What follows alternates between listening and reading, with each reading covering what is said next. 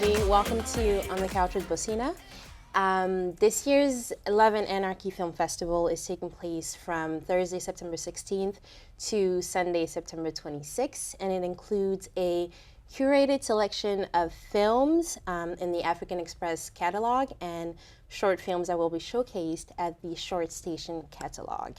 The films were chosen by the Helsinki International Film Festival, Think Africa, Ubuntu Film Club, the Moroccan and Tunisian embassies in Finland, as well as the National Audiovisual Institute. That's a lot. That is a lot. And today we have the pleasure of having Khadar Ayderus Ahmed with us, who directed one of the chosen films, The Gravedigger's Wife. Hi. Hello. What an introduction. So good to have you with us. Thank you for having me. Yeah. It's really a pleasure to be here. Yeah. I'm going to jump right into the questions, and we're going to start with you. Because there's nobody else here. There's nobody else. I mean, I can start with me, but it's not about me. But we're going to start with you as a person, and then with what you've kind of done in your career. And then we're going to talk about the movie itself, if that sounds good to you. Yeah. All right. So the first question is, you moved to Finland when you were about 16 from Somalia. And so what was your experience as a teenager in this country? What, your experience and your challenges, and how has that informed your choices as a filmmaker? Well, it's a tricky question. Is it? But it hasn't been easy. Okay. Because at the age of 16, it's just when you are really, starting to, find or trying to find your own space, or who you are, in the society. And I was just,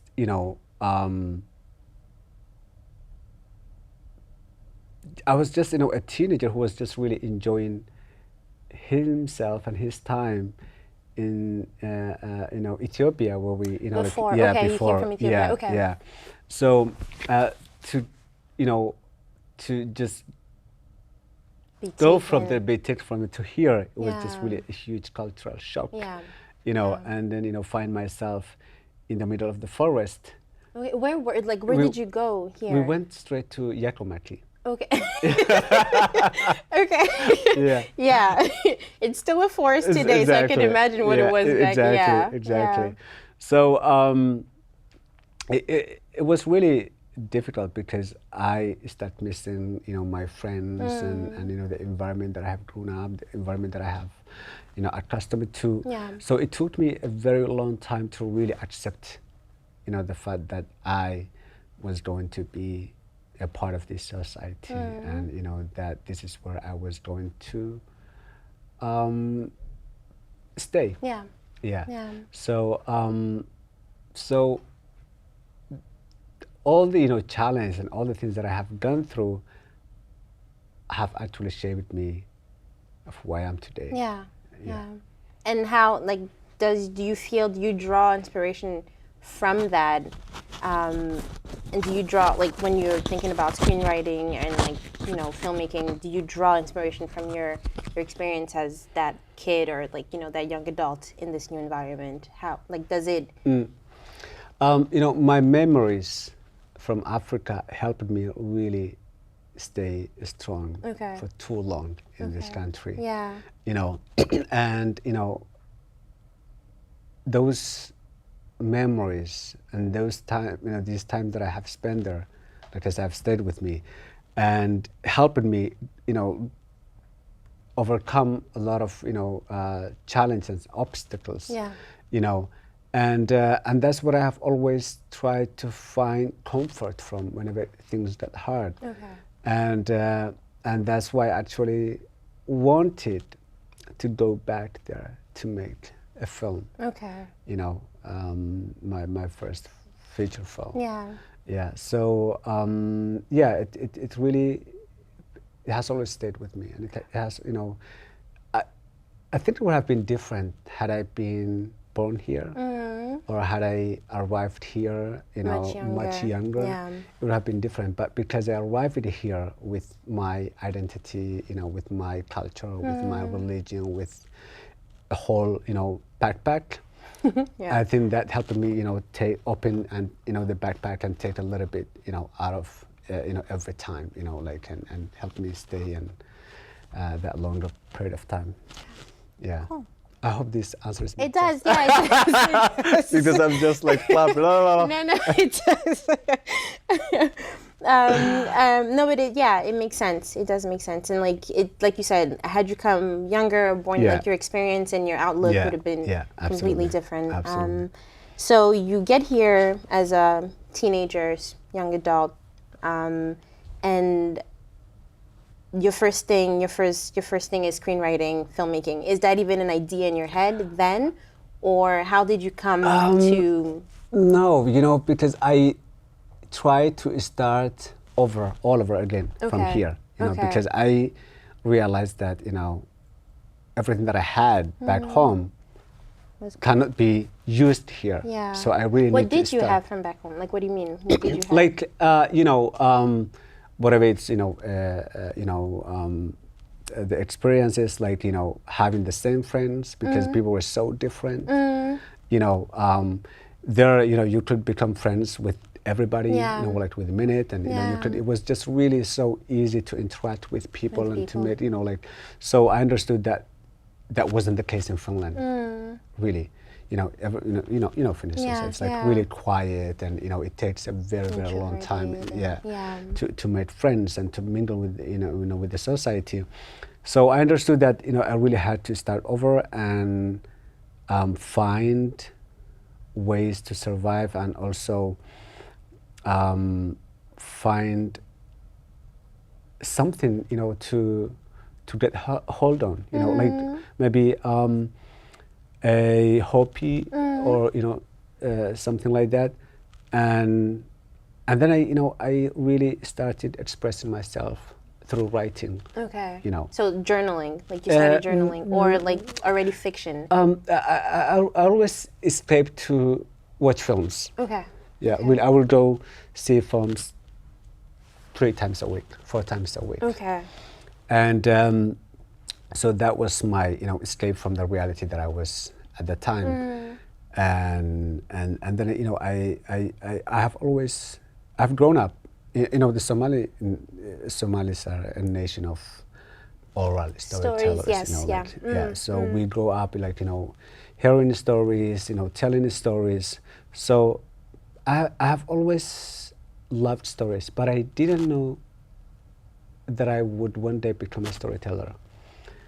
So, you know, just like all the African families, of course, you know, all African parents, they want their kids to be doctors, you know, lawyers, you know. So I was also, you know, my family also advised me to you know, to find something that they felt also comfortable with, you know, that you know, something safe for me as well. And but along the way, I just realized that I loved storytelling, and this is actually something that I love and that I want to pursue.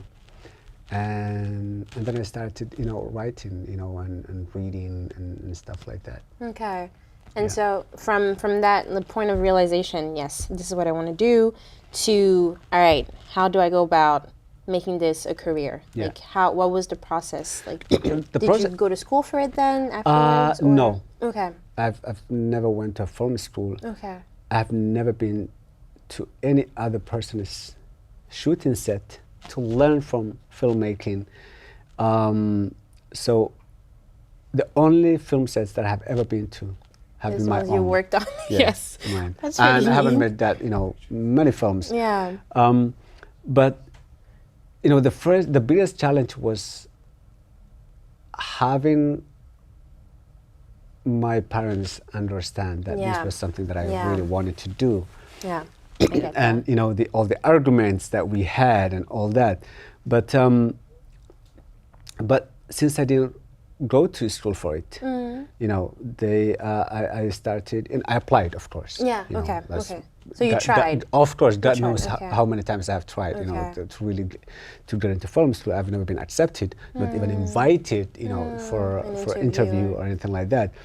So I was like, I'm not gonna let, you know, middle-aged, you know, white people, you know, tell me what I can and can't do, or you know, define my future. I have that in my own hands, and I'm gonna, you know, we live in a world where I have access, luckily, you know, to so many things. And I'm like, I'm gonna take this matter into my own hands.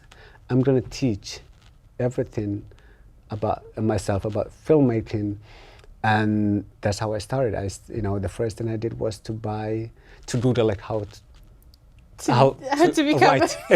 Actually, how to write. How to write, a screenplay. Okay. Yeah, and then that page, you know, suggested few screenwriting books or guidebooks. Yeah. And then I bought like few, and then I read, and then I started practicing, and so that's how I really started. You know, these were the first, you know, baby steps that I took towards becoming a filmmaker.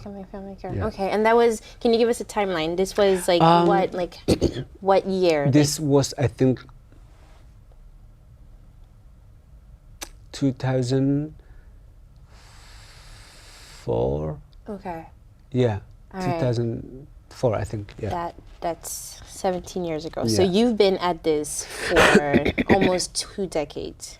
Yeah. Yeah. But I did my first professional short film in 2008. In 2008. Yeah. So 2004 to 2008, you're learning, you're trying to get as much information as you can. It's a never-ending process. I think until the end of our time. But like this is okay. So 4 years, you're like just eating up everything that you can, and then in 2008. You make your first trying to find connections. Absolutely. Yeah. You know, sending my amateur screenplays to production companies, and you know, just finding somebody who can guide me through. You know, and give you a chance. Give me a chance, and just really teach me, and you know. Somebody that I can learn from. Like a mentor. Like a mentor, exactly. So that also hasn't been easy, you know, because... Did you succeed in finding eventually? Yes, I did. Luckily, with the help of one incredible Finnish filmmaker called Auli Manttila. Okay. Hey, Auli. Good. Yeah. But I mean,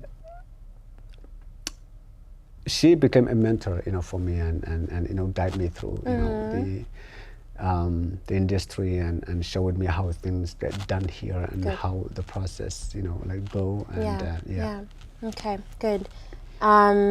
Sweet. The thing in my research, I saw that you had done screenwriting before you jumped into directing. So you started off with screenwriting. Why was it a natural procession to directing, or that was always a dream as well? Like screenwriting, I want to eventually control every part of making my movies come to life, or like did it come after? I never thought about directing. Okay. I loved writing so much that I just really wanted to write and become just a screenwriter. But the issue was that I have watched, you know, and you know, at the time there were not many people of color, you know, film directors, filmmakers, who I could trust my scripts. Finland, you mean? In Finland, who I could trust my scripts with. Yeah. And you know, the Finnish, it was very difficult for the Finnish directors to really, you know, grasp the essence of my stories, you know, in my culture, and you know, my background, and in all my writings. I have people that look like me in the lead, you know. So for them, it was really difficult to relate to those characters because they come from a completely different background.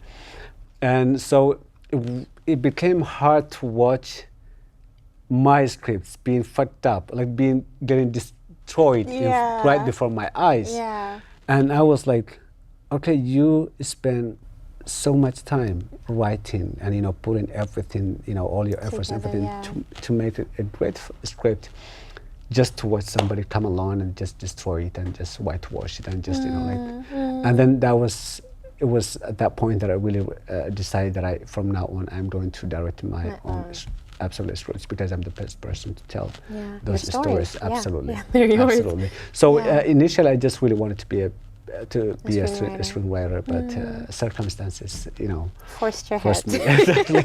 And I'm happy to know this way, because I really enjoy being on set and and creating, bringing those stories into life. And, Good. Yeah. I'm glad that you made the choice to take it to the next step. I like all of your movies, like you said, the characters look like you, and they either look like you or they share your experiences.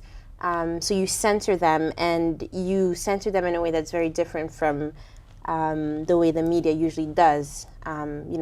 Usually it's it's negative. It's devoid of humanity. Absolutely. And so from what I've read, you try to change that in your stories, and from what I've briefly seen in the trailers, like we see these characters as human beings. Absolutely. Why is that so important for you? And well, I think now, my question was is it on purpose? I think it is on purpose. Absolutely. But why do you think it's so important why do you think it's a responsibility that you decided to take on? Yeah, because every time I watch a film, by told through a Western perspective about us, I don't relate to any of these characters. I don't relate to these stories. Yeah. And they are supposed to represent me. They're supposed to. These stories are supposed to, be about me, but they're not about me.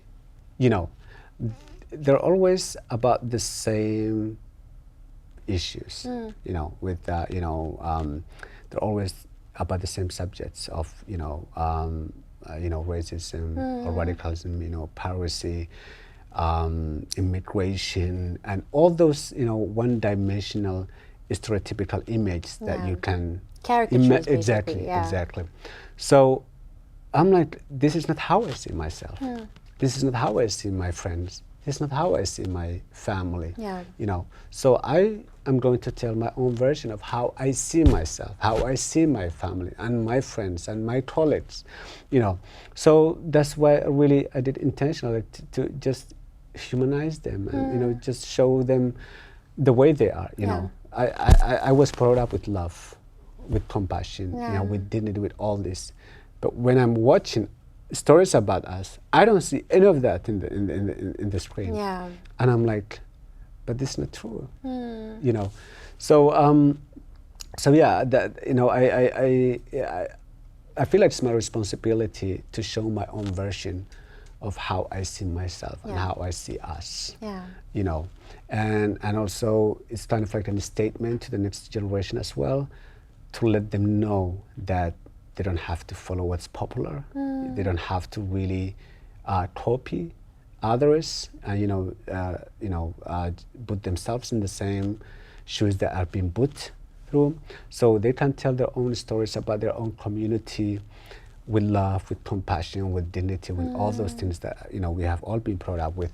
So I just really want to switch things and play with them and let the audience, the Finnish audience or the Western audience, audience, that everything they see on the screen doesn't really represent us. That's true. Yeah. I especially love the word dignity, because so often that's missing when we're being portrayed, and that's really lovely. And I am really, really glad that we have you, and then I'm sure a host of new filmmakers are going to come. I think you're opening doors for more to come through, and so that's really lovely. I'm sure the next 15-20 years is gonna the landscape I'm definitely sure filmmaking is gonna change, and absolutely I'm excited for that. Absolutely. Me too. Yes. Okay. Well, based on your experience, based on your career, your path, what would you, if we're thinking about those filmmakers that are to come, those screenwriters that are to come, what what is what are your advice if you like what would you tell them? Or let's say, you know, you have your, I don't know, 24-year-old self in front of you, you know, who's, I don't know if you were 24 when you started, but Yeah, I was. oh, you were. Yeah. I guess. I think 24 or something like that. Okay. Yeah, What would you tell yourself, like, you know, like as an encouragement? You know, when I think about my past, everything that I have done in the past, all the mistakes, you know, all the joy, all the, you know, sorrow, everything that I have, you know, been through, have actually shaped me to be the person that I am today. Yeah. So I don't think there is one single thing that I would tell my 24 years old, because I am happy where I am today. So, Yeah. and it's because of Of you know, everything of you've been everything through. that I've been through. Yeah. So Yeah. I'll just be like, be patient. I love Yeah. that. Be patient. Just be patient. Yeah, that's a good advice. Have you, in your journey, were there times where you were tempted to give up? You're like, this is not going anywhere. I'm just gonna.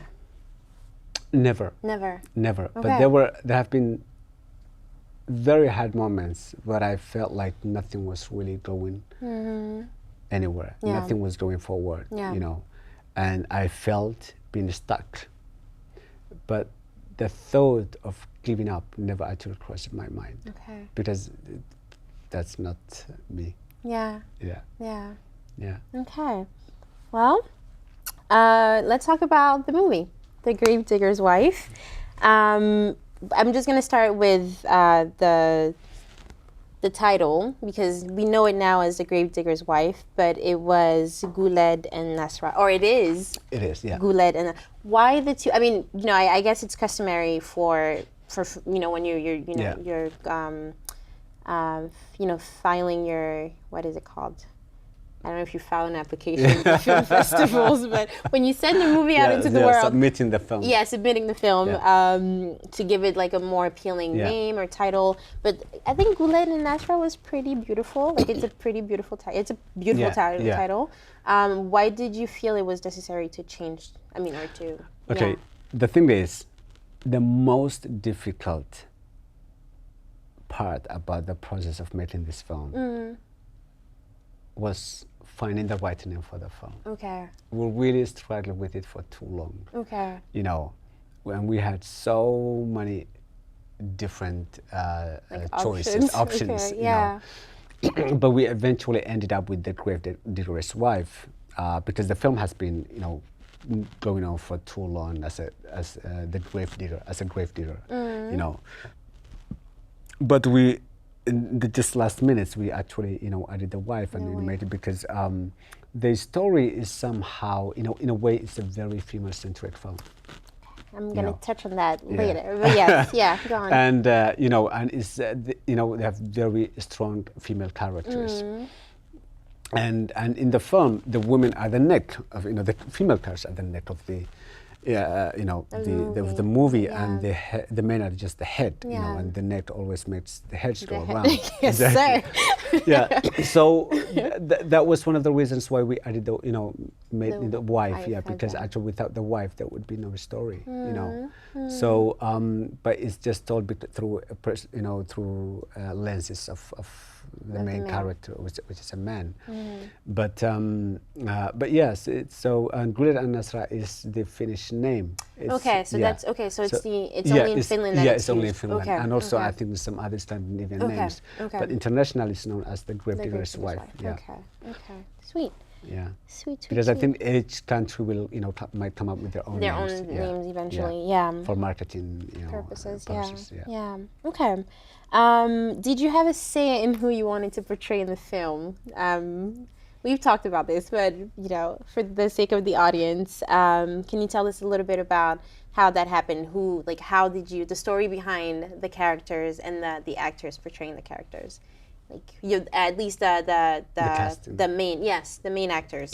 Yeah, how did Yasmin. you? Yes. Yasmin. Yes. Sorry, Yasmin. Yeah.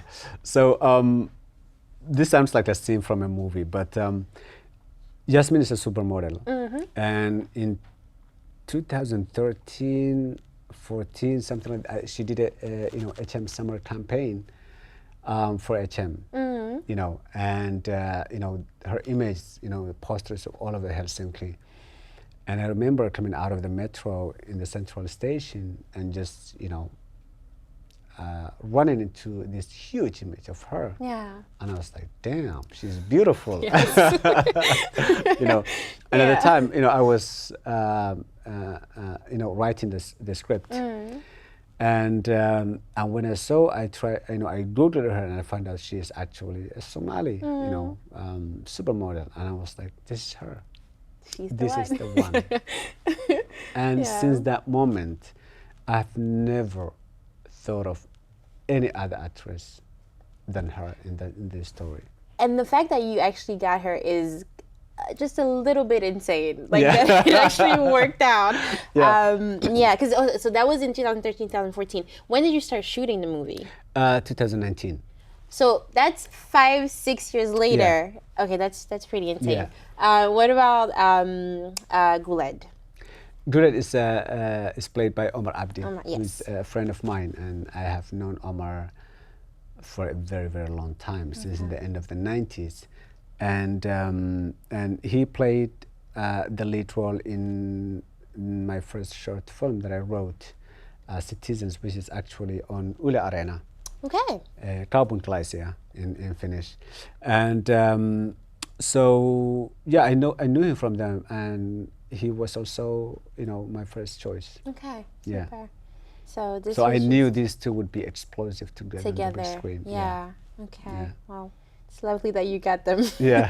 Well, that says if I can write about myself in here.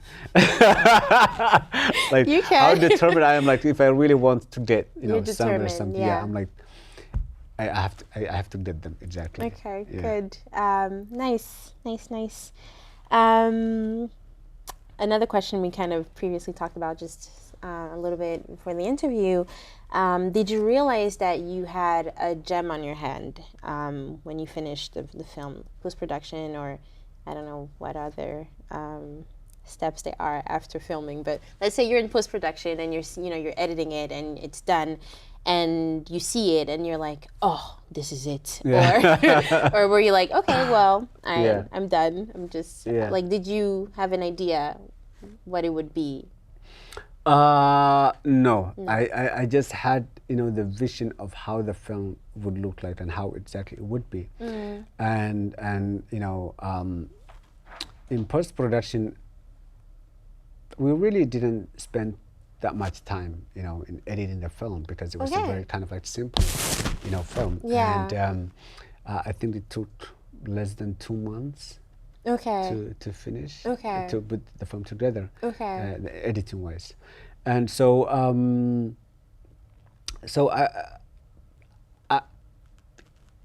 I made the film for myself, to be honest. Because for too long, something that I have realized, along the way was that you can never please the audiences. Whenever you make something, somebody will hate it, somebody will dislike it, somebody will love it. Yeah, but as long as you love and enjoy it, that's exactly, So, I made the movie for myself because it's the type of movie that I have wanted to see on the big screen for too long, but never get the chance to see because nobody made it, So, once I made it, I was really satisfied with it. I was happy with it. I was like, okay, well, if people like it, fine. If they don't, at least I'm happy with it. Even if I never get to make another film, because of this. I don't think it's going to be a problem. You never know. You never know. Okay. Good. But I really, I was happy with it, and I was like, well, let us see. I hope the audience, international audience will also, like it. Yeah. But it's really difficult. It's kind of like difficult to imagine how the film, it's going to turn out. How it's going to be received. Exactly. Yeah, that's exactly. True. That is true. Yeah. So you wrote the movie, you directed it. Where does it come from? What's the story behind it? The story was inspired by a true incident that took place in my family. Okay. You know, and like everything that I have done in the past, everything from the first short film to this one, everything has been inspired by true incidents, Okay. or including The Night Thief. I was just thinking that, so Yeah. that's a real story. Yeah. Oh no. Or you know, Okay. South Picture, which I wrote. Okay. And you know, or conversation that I have had, you know, conversation I have with my family members, with my close friends, with my colleagues. So you know, as a filmmaker, I always try to gather information, you know, around my surroundings. Yeah. And you know, and try to make something out of that. But I never really go sit down to think about what to write next. Okay. Yeah. So just like all the other stories, you know, this was inspired by a true incident, you know, a death that, you know, happened in the family. Okay. And then that process, you know, the healing process actually took me back to my childhood memories Okay. of all those gravediggers that I used to see in front of the hospitals on my way to school. Okay. And then there was this gravedigger character that really struck with me. Okay. So I mean, that's a That was that's a thing. That's the Grave thing. digging. Yeah. Grave diggers Absolutely. are waiting outside of hospitals Yeah. for bodies. yeah. Okay. Yeah. Okay. Yeah, so so I just had that image of Okay, just take me back, because in the Western concept, you know, somebody dies, we put them in a fridge, we wait, funerals. Absolutely. So like, it was the funeral process, you know, the Islamic ritual, you know, process, and you know, because of this country, like you say, like putting the fridge and all Yeah. it took longer, you know, Okay. than I expected would. that it would have done. Yeah, Okay. and then my brother, you know, asked me or reminded me how easy it was, you know, to do that back home. Yeah. You know, because you know the body would have been buried within few hours. Okay, yeah, within the few same hours. day, like the they're same gone, day. they're The gone, same yeah. day. Yeah. So so that, you know, that process took me back to my childhood memories, and you know, the gravediggers that I used to see in front of the hospitals, and that's how the story was born. Wow. Okay. Yeah. Wow. Wow. Wow. Yeah, because I didn't realize that, like, that was, like, grave Yeah. digging is an actual thing. Yeah, it is for some people. Yeah. Yeah. Wow. Okay. My next question is something that you touched on previously, because I read in the Semaine de la Critique that you talked about the film being a female-centric film, and that you had the doctor, who was a really strong character, and then you have Nasra, the main character. Yeah. Why is it? Was it on purpose? And why, if yes, why is it important for you to make movies with strong female characters?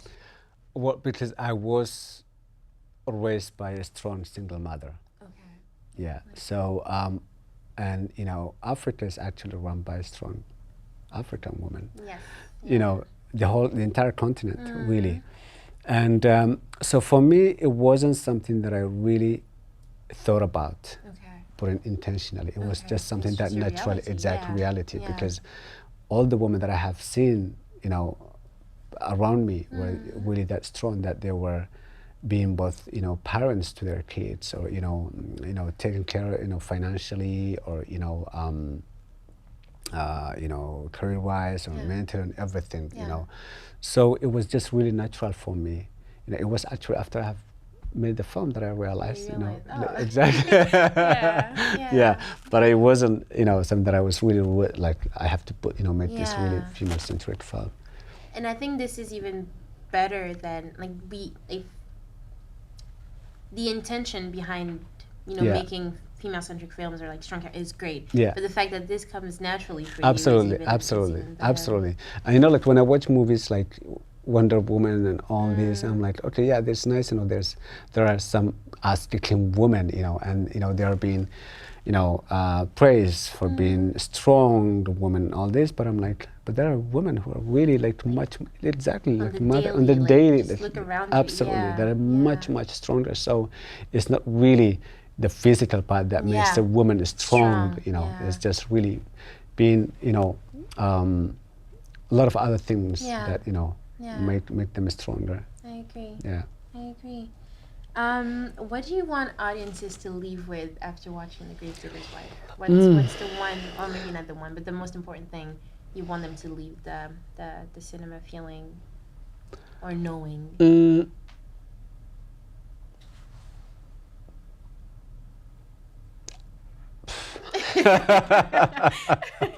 I mean,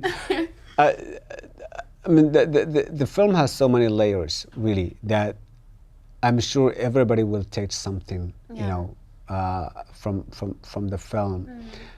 Depends on their, you know, their personal experience. Because, you know, when we go to watch a movie, we always watch them through our perspectives, you know, through our experiences, you know, through our relativity. So if everybody gets something, at least, whether it's as a laughter, whether it's really, you know, touched, whether it's like really, you know, if it makes them feel something, at least, you know, then I'm happy. Yeah, the job's done. You've done your job well. Absolutely, yeah. Okay. What is next for you? Well, we just wrapped up a TV series with my colleagues Juha Kloosmanen and Siri Halko, and which will be out by the beginning of next year on Yle Arena.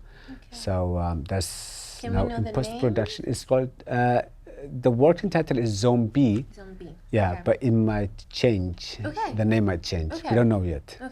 Yeah, you know, so so that's that. It's in post-production now. And I'm also in the early stage of writing my next feature film. Super. Yeah. All right. How, I mean, because you said you started writing The Gravedigger's Wife in 2013, 2014, and then you shot it in 2019. Yeah.